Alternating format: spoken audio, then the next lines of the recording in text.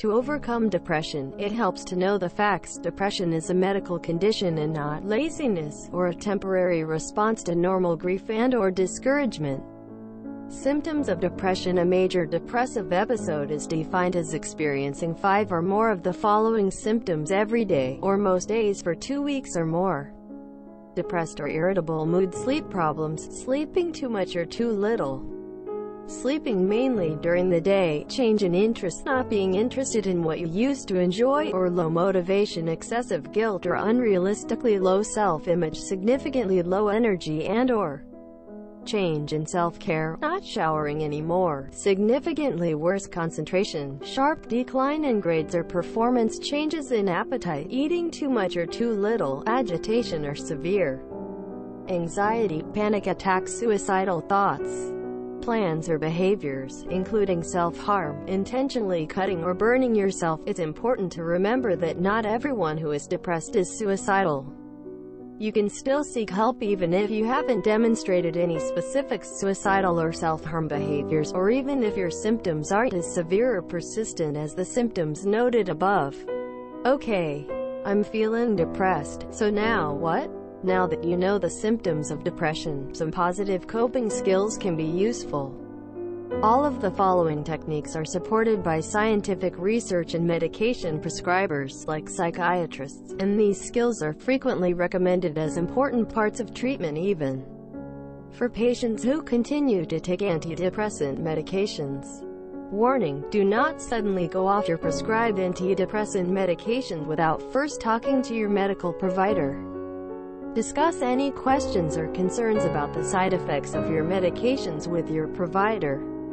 Practice these coping skills every day. I recommend doing many, if not all, of the following coping skills and techniques once a day when experiencing depression. It's important to know you probably won't be motivated to do any of them at first because depression frequently saps motivation. In other words, know that it's normal to feel unmotivated until you're halfway done.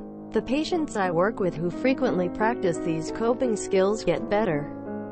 The 7 techniques can be memorized with the acronym MyPeers. 1. Your goals. Find workable goals that give you a sense of accomplishment. Most people feel guilty when talking about goals because they set unreasonable or unworkable goals.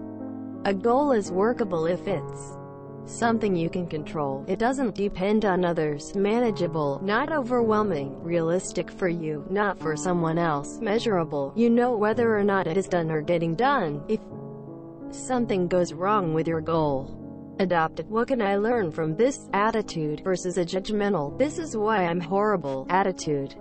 Also, be careful when comparing your progress with others. We usually compare our biggest weakness with another person's biggest strength. This is unfair and usually not accurate anyhow. 2. Pleasant events. Schedule pleasant activities or events. Don't wait for yourself to be in the mood. For example, give yourself permission for a 30-minute vacation, or schedule a healthy hobby every day. Just remember to do these activities with the right attitude. See engagement.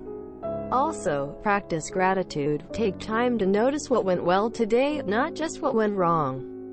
Consider keeping a gratitude journal. Know that being grateful for your blessings doesn't mean you have to discount your problems.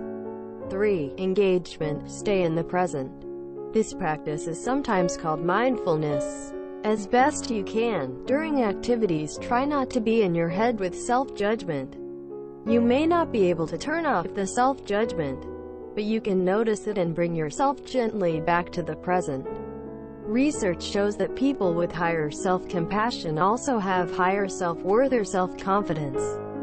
4. Exercise and eat right. 2. Doing moderate exercise about 5 times a week, 30 minutes a pop, can dramatically help your mood. Moderate exercise is a level of activity where it is difficult to sink from your diaphragm while doing it. Also pay attention to how the type of food or drink you're eating influences your mood. You don't have to do fad diets, but anyone will be depressed if they frequently binge on carbs, junk food, and energy drinks. Remember the virtue of moderation. Relationships. Focus on people who lift you up. Interact frequently with others that bring you up, not people that bring you down.